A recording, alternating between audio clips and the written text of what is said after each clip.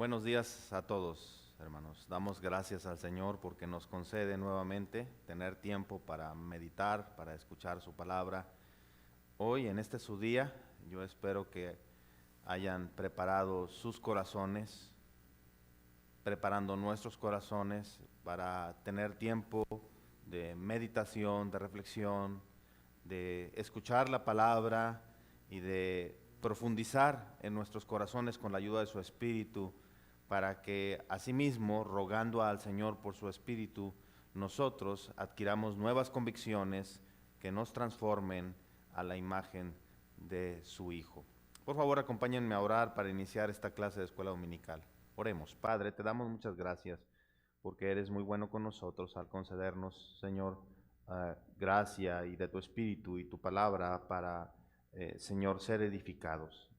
Ten misericordia de nosotros y concédenos, Señor, que la palabra abra nuestra mente y al mismo tiempo, Señor, con tu Espíritu la lleves al corazón. Bendice, por favor, a tu pueblo, bendice a cada hermano, hermana que, Padre, tienen aflicciones, ya sea corporales, Señor, emocionales, espirituales. Oh Padre, Señor, tú consuela, Señor, con tu palabra, edifica, Señor, guía, Señor, reprende, exhorta, pues lo necesitamos. Ayúdanos, por favor, te lo rogamos en el nombre de nuestro bendito Señor y Salvador Jesucristo. Amén. Esta clase la titulamos Las actividades de la iglesia local o la actividad de la iglesia local. Por favor, vayan conmigo a este pasaje que es muy conocido en Hechos 2:42. Hechos 2:42. En el contexto, para que ustedes sepan, el Señor estaba derramando bendición y a la predicación de Pedro vinieron muchos a la fe, se convirtieron al Señor y esto fue muy notorio. Pero hay una distinción que hace Lucas en el libro de Hechos, en el verso 42, acerca de la actividad de la iglesia o las actividades de la iglesia. Dice el verso 42, y perseveraban en la doctrina de los apóstoles, en la comunión unos con otros, en el partimiento del pan y en las oraciones.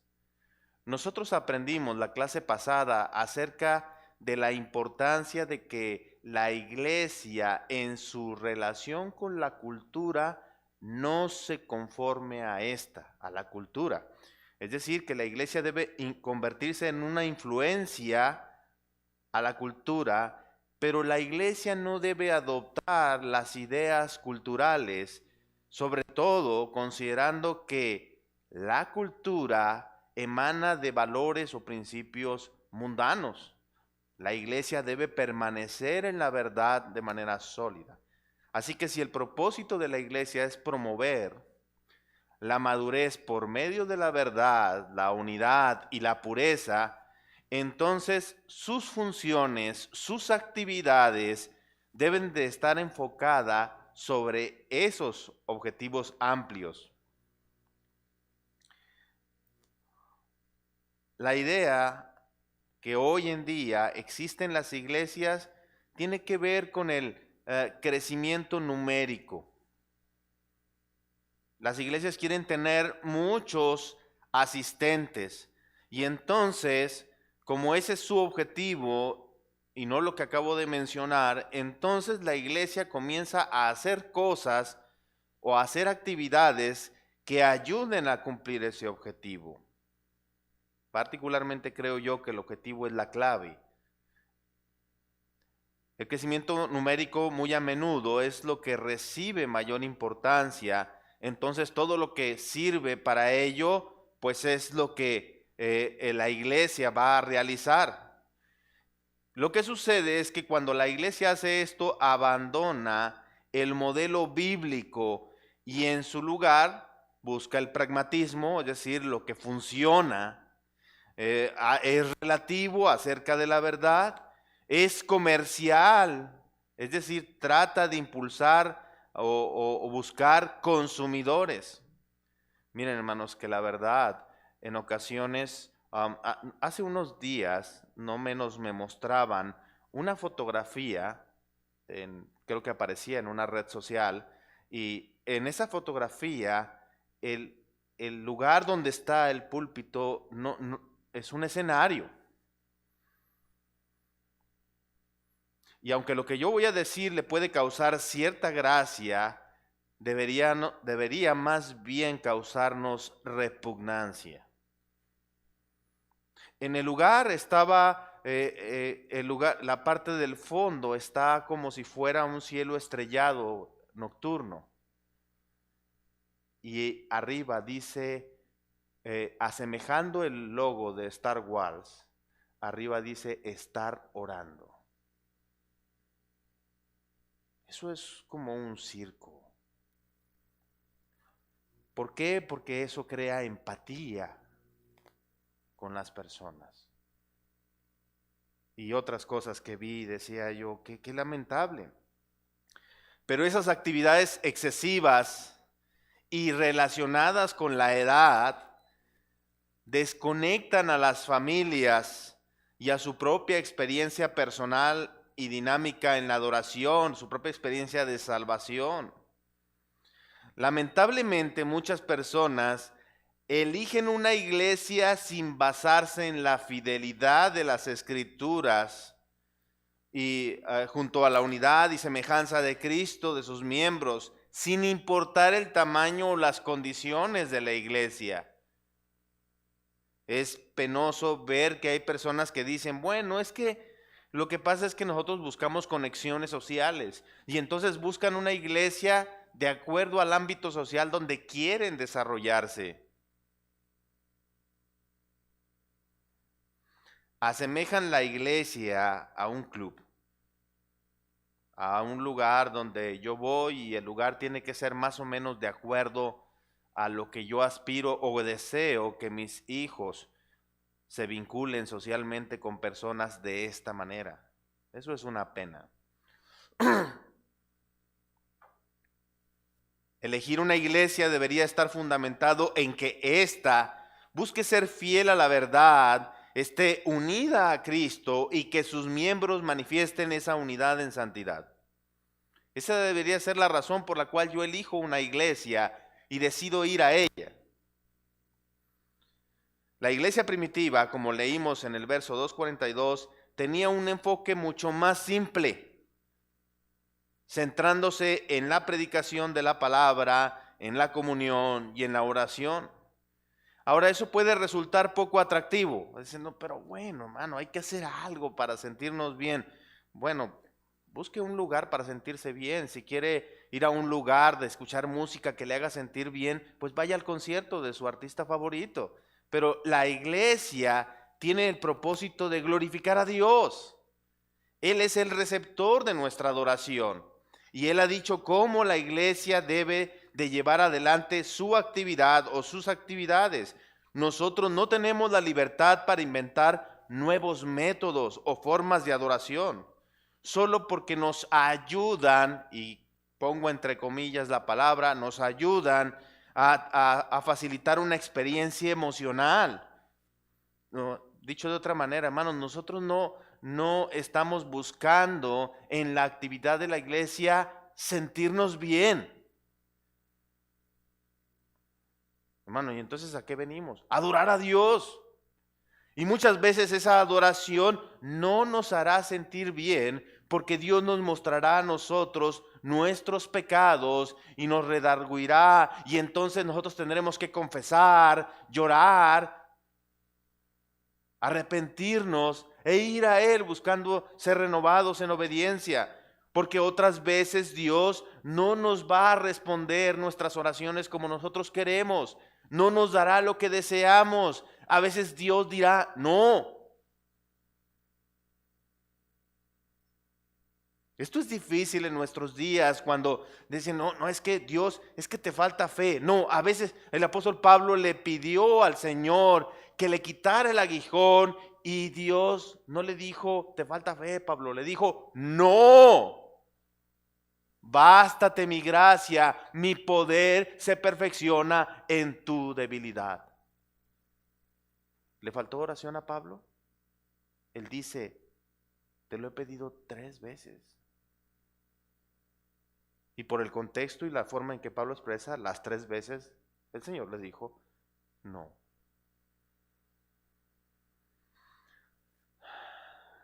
La adoración está restringida a los medios divinos que Dios nos ha dado.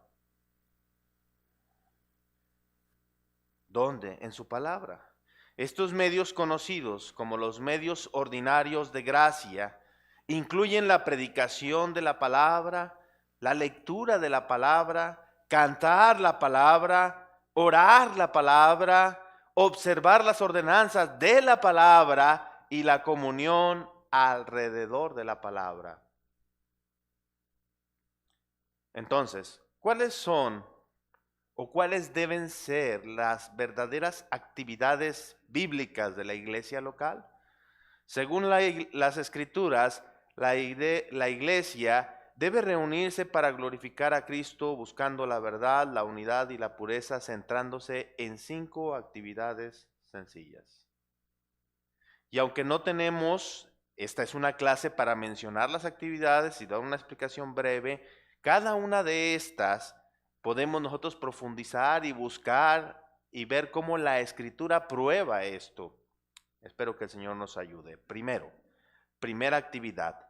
La iglesia adora a Dios, glorifica a Dios a través de la predicación de la palabra. Martin Lloyd-Jones creía que la predicación no era solamente la tarea principal, sino que todo lo demás que se hace es subsidiario a ella. Palabras de Martin Lloyd-Jones. Dice, la predicación no solo es la tarea principal, sino que además todas las demás actividades son subsidiarias a la predicación. ¿Por qué? Porque es la palabra de Dios. Por eso es importante buscar ser fiel en la predicación de la palabra de Dios. Porque todas las actividades que la iglesia realice van a estar unidas a eso y deben de estar derivadas de ello. Sin embargo, a una cantidad de iglesias dan la impresión de que cantar, que la música es más importante porque es la que afecta nuestras emociones y que es el medio más eficaz de adoración. En consecuencia, el tiempo asignado para cantar ha aumentado mientras que los sermones se han vuelto más cortos. Es que el sermón dura mucho. De nuevo cito a Martin Lloyd-Jones. Hace 40 años escribió esto. Dice, ha sido esclarecedor observar estas cosas a medida que la predicación ha disminuido. Estas otras cosas han sido enfatizadas. A medida que la predicación disminuye, entonces las demás cosas son enfatizadas, y así ha sido deliberadamente. Hoy en día, amados, es difícil que una persona, por las condiciones en general, soporte escuchar una predicación de 1 hora. El feligrés incluso evalúa a la iglesia por la duración del sermón como algo negativo. Dice, es que fue demasiado la predicación. Sigue diciendo Martin Lloyd. Dice, es parte de esta reacción en contra de la predicación, y las personas han sentido que es más digno el prestar atención a lo ceremonial, al ritual, a la forma. Peor aún, ha sido el aumento en el elemento de entretenimiento en el culto público, el uso de películas y la introducción de cantar más y más y más. La lectura de la palabra y la oración se han acortado. Por favor, hermano, no ores tantos minutos, con 2 minutos es suficiente. No leas grandes porciones, si lees un par de versos es suficiente. Pero a su vez, disminuye la prédica y aumenta todo lo demás que entretiene. Es cierto que el cantar, amados, porque es uno de los que veremos al final, es parte esencial de la adoración, pero no debe ser la parte principal del servicio. Si ustedes observan en el Nuevo Testamento, busquen la palabra predicación, predicar, enseñar, enseñanza, y compárenla con palabras de cantos, himnos, cánticos, a ver cuáles aparecen más.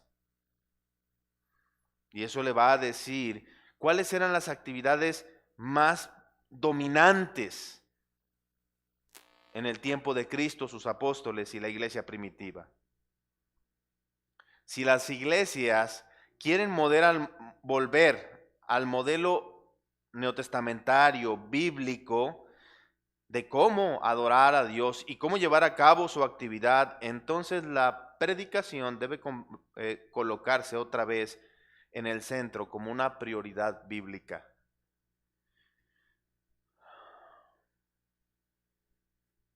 ¿Por qué las iglesias han quitado la atención de la predicación? Déjenme decir algo importante, hermanos. ¿Ustedes quieren un pastor que mejore en la predicación? Yo supongo que sí. Hermano, ¿y yo puedo pedir eso? No solo puede, debe. Usted debe pedir que su pastor se prepare más. Debe orar por él. Y debe pedir que le traiga buen pan. Decir, hermano, pero entonces yo le puedo exigir al pastor, sí, nomás que dele tiempo para que se prepare y dele medios para que lo haga y doble su rodilla, incline su corazón al Señor y ruegue. Pida a Dios que le dé su espíritu y a usted también, para que aprendiendo usted crezca, y si usted crece, el pastor crece también. ¿No dice el apóstol Pablo en Corintios, os di a beber leche y no vianda, no comida sólida, porque pues todavía no erais maduros? Pero ya cuando son maduros, pues entonces ahora sí hay que darles buenas chuletas de carne para que maduren más. Y eso pedirá al pastor que madure más y que crezca en su predicación. Eso no lo tenía en mis notas, así que cierro paréntesis. Entonces, muchas veces elevamos la emoción por encima del conocimiento. Y como la predicación es doctrinal y es bíblica, aburre. Es que me aburre, me canso, me da sueño. O incluso cuando la predicación es reprensiva y tiene una connotación condenatoria a nuestros pecados, pues es difícil de soportar. Dice, no, es que yo vine aquí porque andaba buscando sentirme bien, pero acabo de escuchar que el predicador me ha dicho que soy un pecador terrible y que soy un rebelde y que necesito reconciliarme con Dios. No, pues yo voy a otra parte donde me hagan sentir bien. Recuerden, el hombre natural no percibe las cosas que son espirituales. Por otra parte, cantar es agradable, es emocionante, incluso hay gente que se divierte. Y ahí es donde el inconverso se siente a gusto y por eso entonces los asientos se llenan. Es que lo importante es hacer sentir bien. No, hermanos, la iglesia debe tener como actividad principal la predicación. Dios es más glorificado y los santos son más edificados, y además el pecador puede venir a creer en el Señor por medio de la predicación de la palabra. Esta, al ser explicada con precisión a la mente y aplicada correctamente al corazón por medio del poder del Espíritu Santo, eso transforma los corazones. Vayan conmigo a dos pasajes nada más para reafirmar lo que acabamos de decir. Primera de Corintios, por favor, capítulo 1, versículo número 18.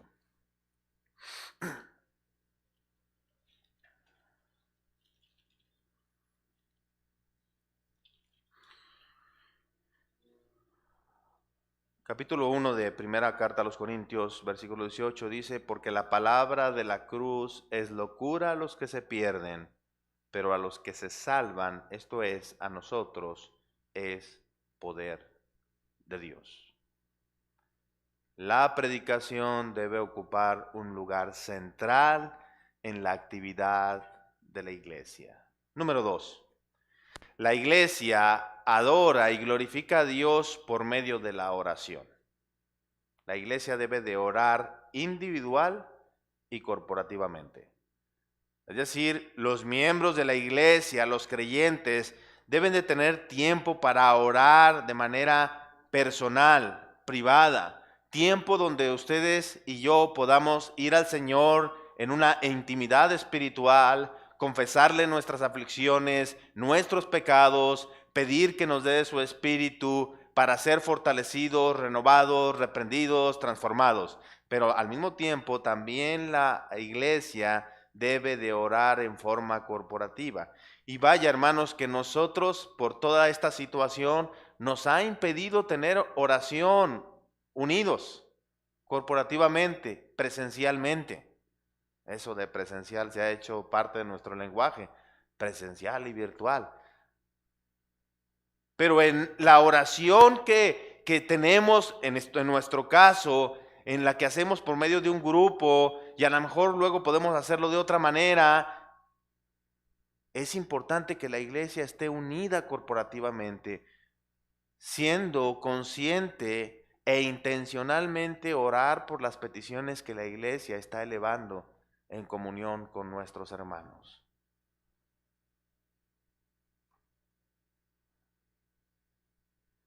La falta de oración puede llegar a, es la razón, por la cual la iglesia puede llegar a ser muy débil. De hecho, yo voy a mencionar algo. Creo y estoy convencido de que cuando un cristiano es débil o experimenta debilidad, está asociado directamente a la falta de devoción, de oración personal. Usted me dirá, hermano, ¿y por qué concluye eso? Bueno, es que la Biblia es clara al decir que si nosotros le pedimos al Señor de su Espíritu Santo, Él nos lo dará. Y el Espíritu Santo es nuestro consolador, nuestro acompañante, nuestro paracleto. Entonces, si nosotros le pedimos al Señor que nos dé de su Espíritu y su Espíritu rebosa en nosotros, nosotros podemos desarrollar con vigor las virtudes espirituales, porque Él está fortalecido en nosotros. Nuestra comunión, la presencia del Espíritu. Hace mucho tiempo, y no recuerdo quién, pero me decía, hermano, ¿cómo puedo ser lleno del Espíritu? Y yo le decía, pues hay que pedirlo. Y la llenura del Espíritu no tiene que ver con expresiones sensoriales, sino con el dominio del Espíritu sobre nosotros.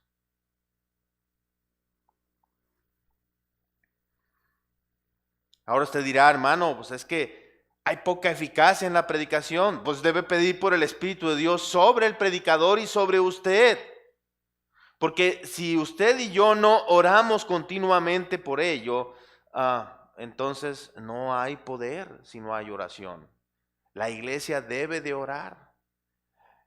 En ocasiones, hermanos, no sé si a usted le haya pasado que dice, hermano, es que ahora escuché la predicación y como que no entendí muchas cosas. Y es que no le entiendo al hermano. A veces no es que no entendamos, es que no queremos creer. Y es el Espíritu Santo el que puede ayudarnos a ello. Y si nosotros vamos al Señor, nos ayudará para que nuestra tardanza en oír ya no sea tan larga, sino que seamos más aptos para escuchar.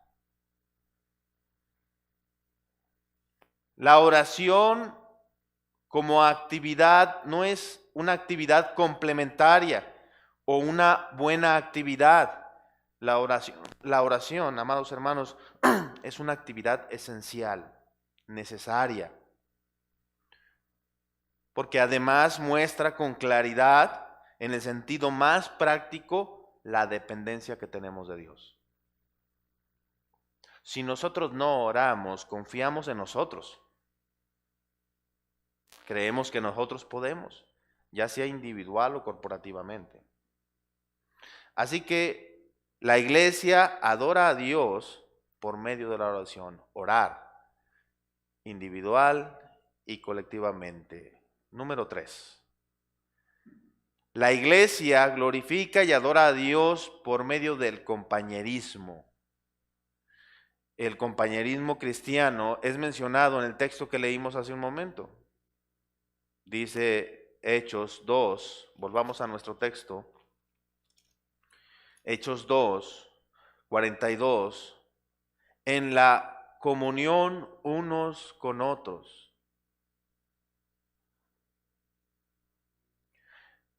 La comunidad y la unidad son objetivos bíblicos de la iglesia, donde el compañerismo encuentra su lugar. El compañerismo bíblico es uno de los medios que el Espíritu Santo utiliza para ministrar a los santos a través de la interacción que los creyentes tienen entre sí. El creyente ministra a otro creyente y ambos crecen en madurez, crecen espiritualmente, son consolados, son fortalecidos mutuamente, en ocasiones porque uno enfrenta las batallas espirituales y el otro escucha y aprende, o al mismo tiempo dice, ya enfrenté yo esas, hermano, ten ánimo, mira lo que yo encontré en la Escritura y me fortalecí. El compañerismo cristiano, hermanos, es clave en el desarrollo y en el fortalecimiento de la tarea de la iglesia. Así que la iglesia debe de hacer eso una actividad. Ahora, tengo que dejar claro, hermanos, y ahorita avanzaremos un poco más en este punto, pero el compañerismo no es meramente el compañerismo social.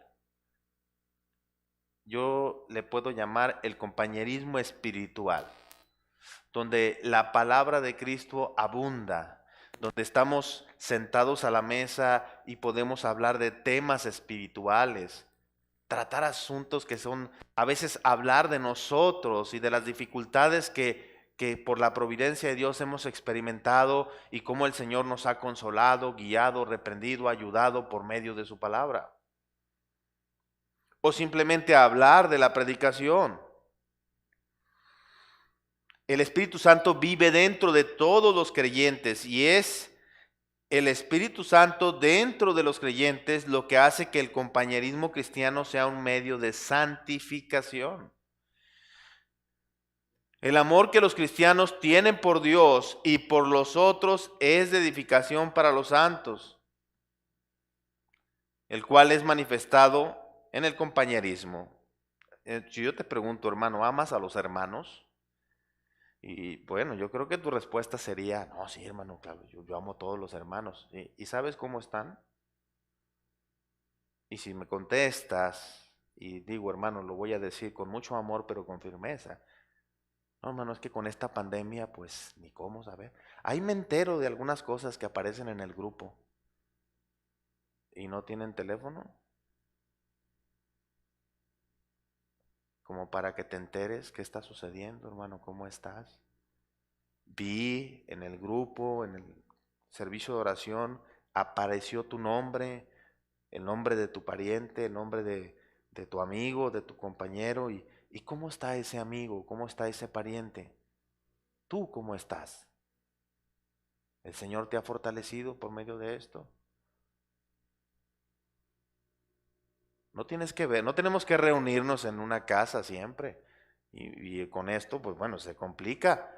Pero sí podemos hablar un buen rato por teléfono, tener una buena charla, tener tiempo. Y de verdad, hermanos, se los digo con mucho amor, ¿eh? Pero así es. El compañerismo cristiano es clave en la actividad de la iglesia. Crecemos espiritualmente. Yo te haría esta pregunta y contéstala tú en tu casa o en tu oración privada. ¿A cuántos hermanos les has hablado? Tú, por iniciativa tuya, no porque el pastor te dijo háblale, sino tú que digas tú, oye, fíjate que en la oración, ya ven que ustedes ahí vemos en el grupo los nombres que aparecen, o sea, vemos quién escribe y luego vemos a un hermano que pidió que oraran por un pariente y algunos hermanos están afligidos, han perdido seres queridos. es bueno que tú levantes el teléfono y le digas, hermano, yo vi esto, me di cuenta por la oración y me di cuenta que perdiste, o pusiste en el grupo y avisaste, y quiero que sepas que he tomado unos minutos para pedir por ti. Que el Señor te bendiga, te mando un abrazo. Fortalécete en el Señor. Hermanos, si hacemos eso, hermanos, yo no digo que nadie lo haga, pero yo creo que en ese punto particularmente nosotros como iglesia debemos crecer, debemos avanzar. Hermano, pero es que a mí nadie me habla. Ya olvídate de eso, por favor. Porque si no voy a recordar como el apóstol Pablo, decir, ya no seamos niños espirituales. Tenemos ahí a una iglesia donde Dios misericordiosamente nos ha atraído a ella con su gracia, tiernamente. Nos ha salvado en Cristo y nos has dado amor abundante. Yo no sé si yo te pregunto que si Dios te ama a ti abundantemente, ¿qué contestes tú? Yo creo que Dios a mí me ama abundantemente porque Él ha dado a su Hijo Jesucristo. Me ha amado en Cristo. Y si me ha amado en Cristo, significa que mi corazón debe rebosar de amor. Y si rebosa de amor, pues debo de tener amor para dar. Bueno, debo de continuar. Me emociono. Porque es reprensivo, hermanos, pero también es consolador. Porque el Señor, Él escuchará nuestros ruegos y Él tendrá misericordia de nosotros. Los verdaderos cristianos se aman unos a otros, aman al Señor y por lo tanto desean estar rodeados de aquellos que tienen al Señor viviendo en sus corazones. Los cristianos necesitan al Señor y porque ellos tienen al Señor, se necesitan los unos. ¿Tú has pensado eso, hermano? Se necesitan los unos a los otros. A los miembros de la iglesia se les requiere por las Escrituras amarse unos a otros y ser dedicados unos a otros. No solo los domingos, sino también otros días de la semana. Por lo tanto, una actividad de la iglesia, una característica de una iglesia que es saludable, no es solo que la iglesia ora, sino que también es una iglesia que regularmente proporciona, anima a tener el tiempo suficiente para tener compañerismo espiritual.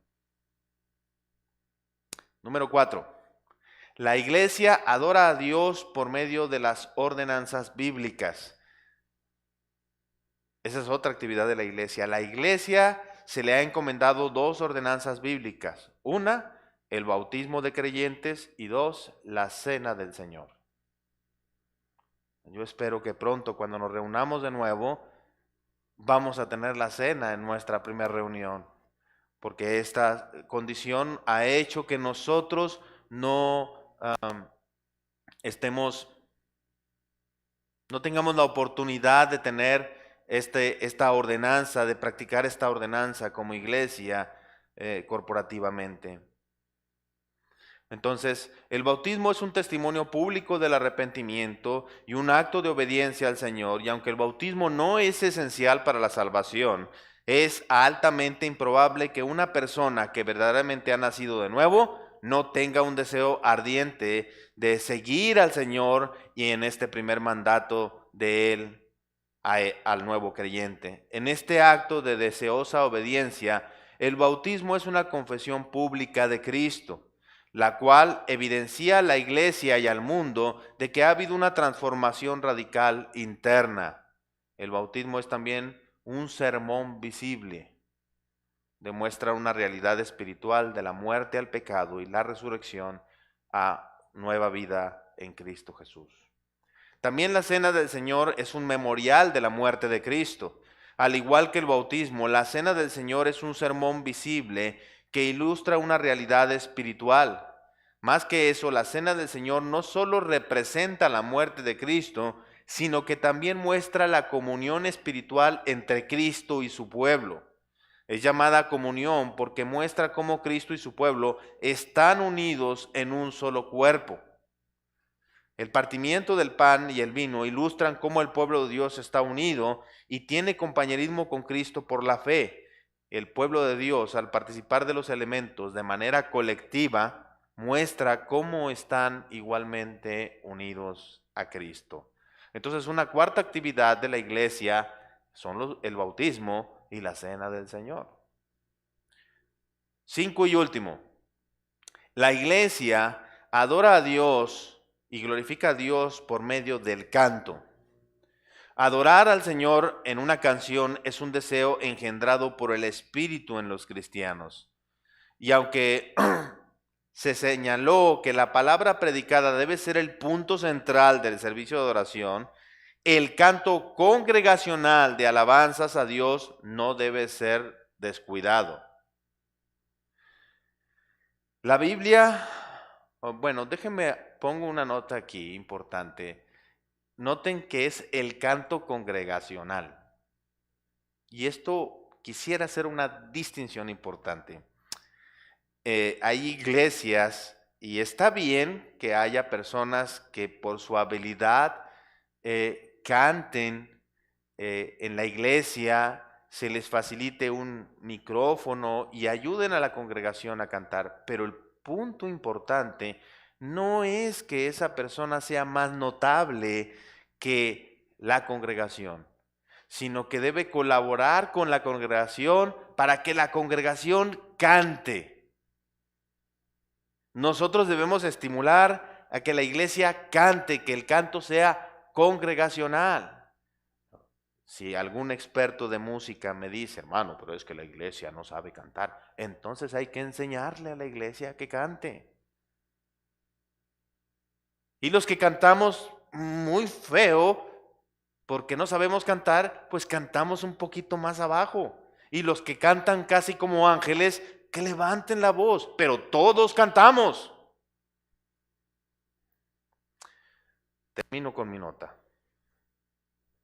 La Biblia instruye a la iglesia a amonestarse unos a otros, y uno de esos medios para hacerlo es por salmos, himnos y cánticos espirituales.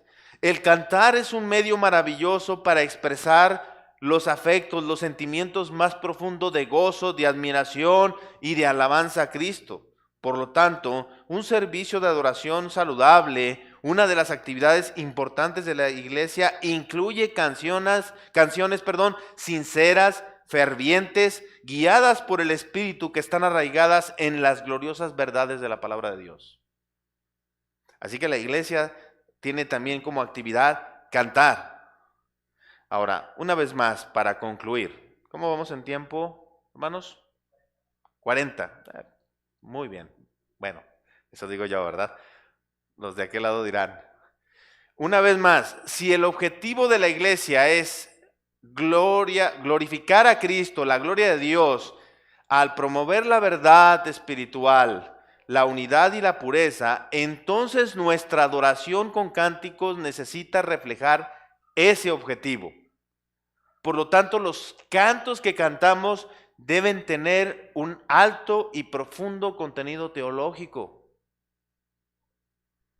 Hay una frase que no logro recordar y la verdad ya no tuve oportunidad de investigarla, pero ahora por la mañana decía, yo escuché esto del hermano Alberto Rincón de IBSJ, que decía, es que el asunto es que en el canto, en la adoración, Dios es el receptor de ello, no nosotros.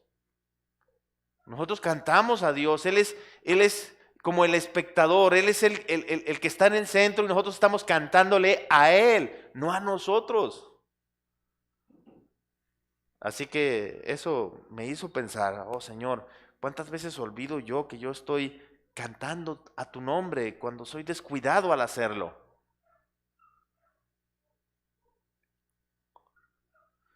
Así que deberíamos hacernos preguntas. ¿Son las letras de nuestras canciones sanas y cristocéntricas? ¿El estilo musical promueve la participación corporativa y la comunión entre los hermanos? ¿Es la manera o el modo en que lo hacemos reverente, santa y gozosa?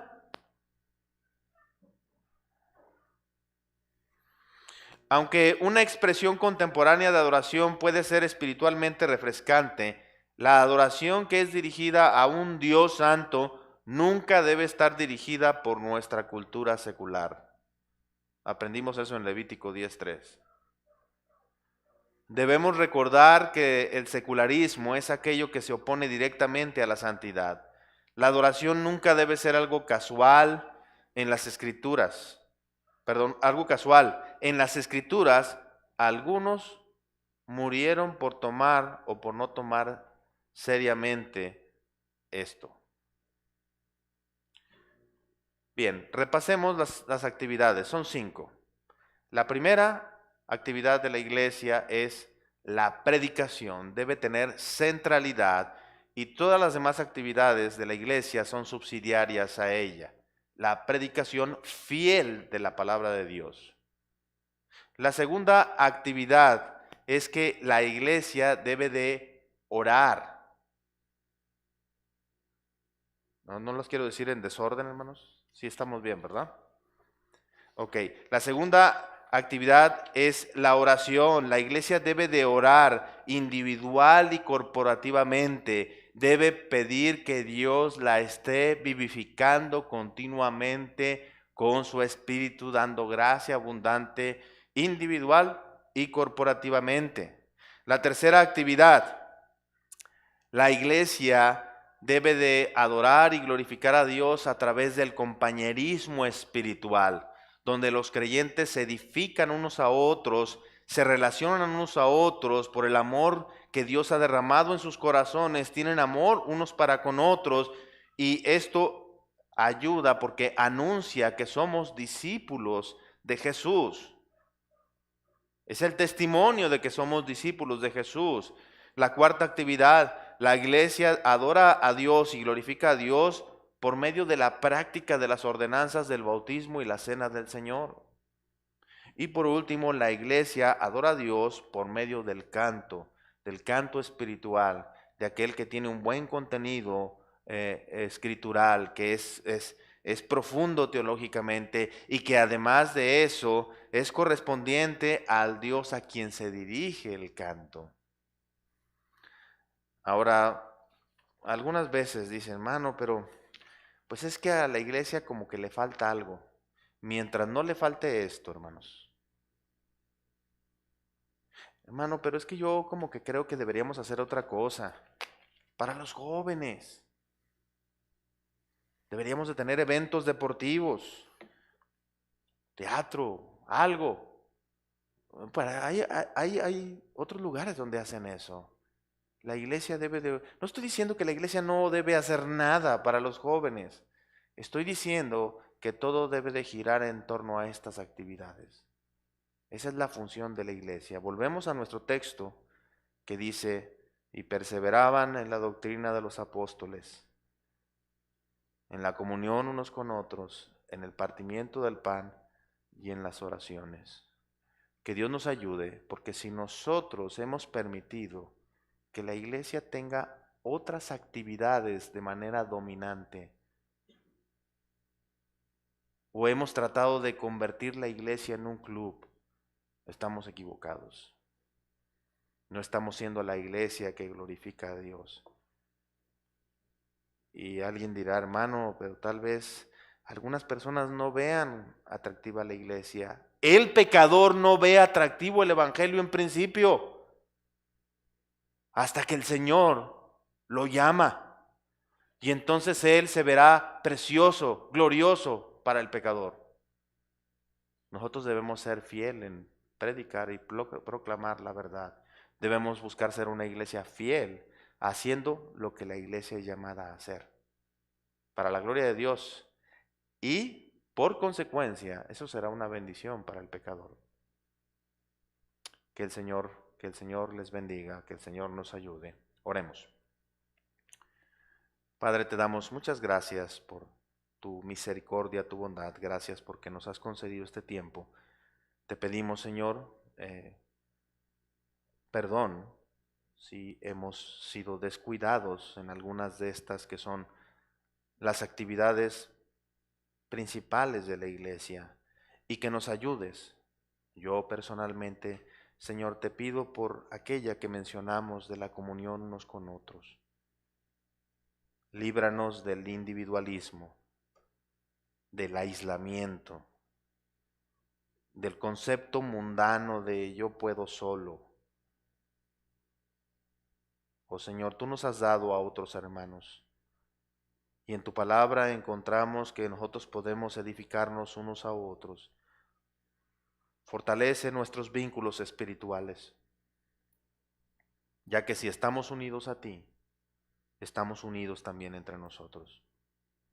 Te damos gracias, ayúdanos, en el nombre de Cristo.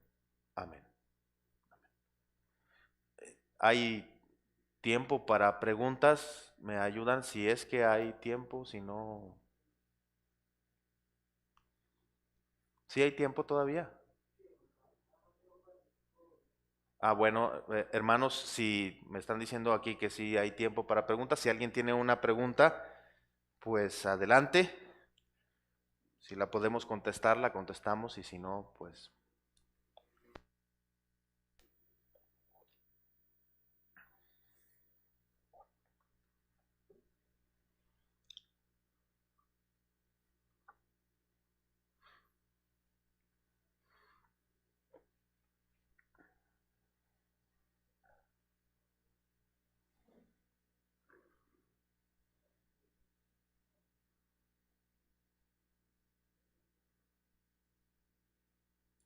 Yo digo que no tienen preguntas, ¿verdad que no?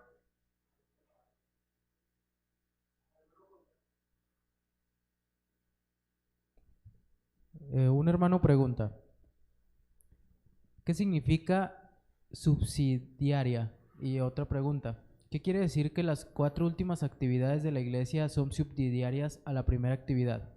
Bueno, voy a contestar las dos preguntas en una. Yo hace un momento cité y lo decía de esta manera. Voy a citar como lo mencioné.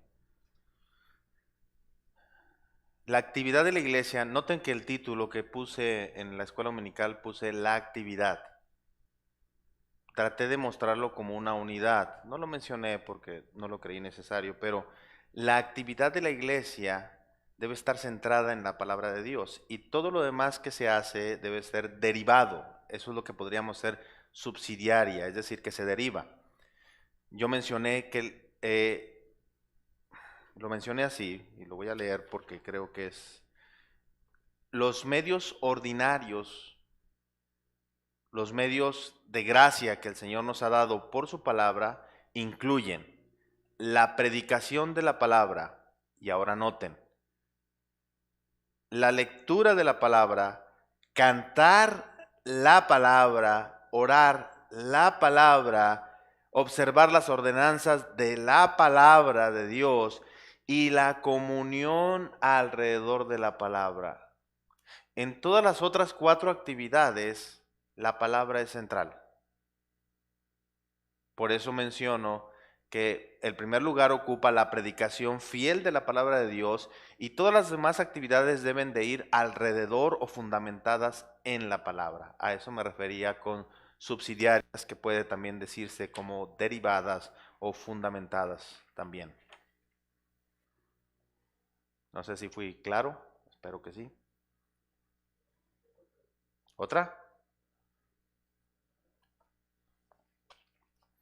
Dice, hermano David, respecto a la música y los cantos, ahora mismo hay muchos géneros. ¿Qué parámetro deberíamos tomar en cuanto a los ritmos modernos? Esa es una buena pregunta y no sé si pueda contestarla toda aquí, pero yo creo que la iglesia debe de recordar primero a quién le canta.